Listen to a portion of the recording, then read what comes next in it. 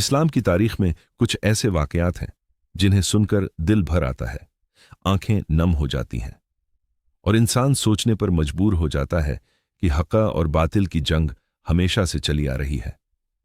ऐसी ही एक दर्दनाक कहानी है यजीद और करबला की। यह कहानी शुरू होती है उस दौर से जब इस्लामी खिलाफत का निज़ाम बदल रहा था।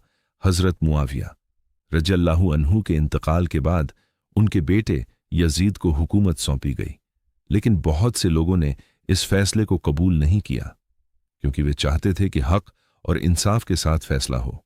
उन्हीं लोगों में एक नाम सबसे ज्यादा रोशन था, हज़रत इमाम हुसैन रज़ी अल्लाहु अन्हु, जो कि नबी करीम सल्लल्लाहु अलैहि वसल्लम के नवासे थे, जिनका मकाम इस्लाम में बहुत बुलंद था, जिनकी परवरिश खुद रसूलुल्लाह सल्लल्लाहु अलैहि वसल्लम की निगरानी में हुई थी और जो हमेशा सच और इंसाफ के साथ खड़े रहते थे। जब यजीद ने हुकूमत संभाली तो उसने चाहा कि सब लोग उसकी बैत करें, यानी उसे अपना खलीफा मान लें, लेकिन इमाम हुसैन रज़ियल्लाहु अन्हु ने ऐसा करने से इनकार कर दिया क्योंकि उनके लिए हक और सच्चाई सबसे ज्यादा अहम थी। उन्होंने देखा कि यजीद के दौर में इस्लामी उसूलों से दूरियां बढ़ रही हैं, जुल्म और गलतियां बढ़ रही हैं, और अगर ऐसे में खामोशी इख्तियार की जाए तो सच दब जाएगा।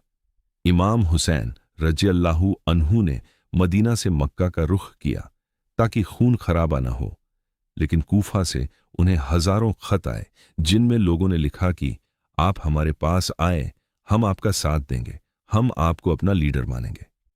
यह खत पढ़कर इमाम हुसैन रज़िज़रोपोर ने अपने चचेरे भाई हजरत मुस्लिम बिन अकील रज़िगो को कूफा भेजा ताकि हालात का जायजा लिया जा सके। शुरू में लोगों ने उनका साथ दिया, लेकिन जब यजीद के गवर्नर ने दबाव डाला तो वही लोग पीछे हट गए और मुस्लिम बिन अकील रज़िज़रो को शहीद कर दिया गया। यह खबर जब इमाम हुसैन रज़िज़रो तक पहुंची तब भी उन्होंने सच्चाई का रास्ता नहीं छोड़ा। वे अपने परिवार और कुछ साथियों के साथ कूफा की तरफ निकल पड़े।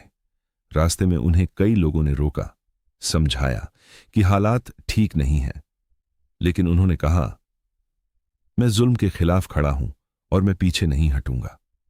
आखिरकार वे करबला के मैदान में पहुंचे जहां यजीद की फौज ने उन्हें घेर लिया। उनकी संख्या बहुत कम थी, सिर्फ 72 के करीब, और सामने हजारों की फौज।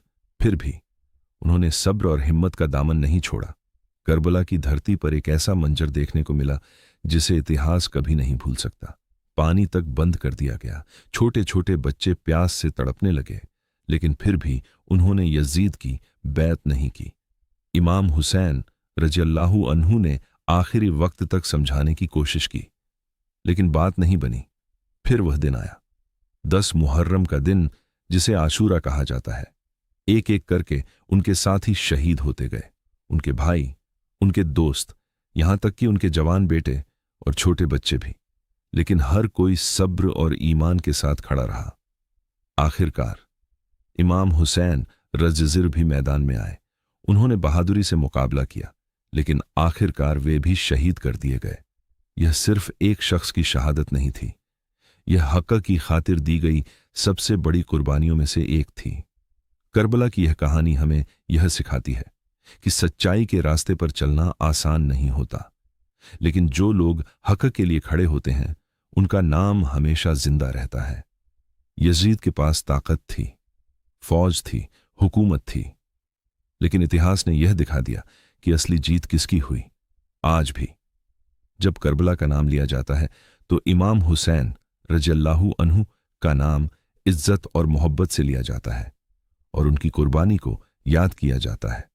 यह कहानी हमें यह भी सिखाती है कि जुल्म चाहे कितना भी ताकतवर क्यों ना हो, उसका अंजाम हमेशा बुरा होता है, और सच्चाई चाहे कमजोर ही क्यों ना दिखे, आखिरकार जीतती है।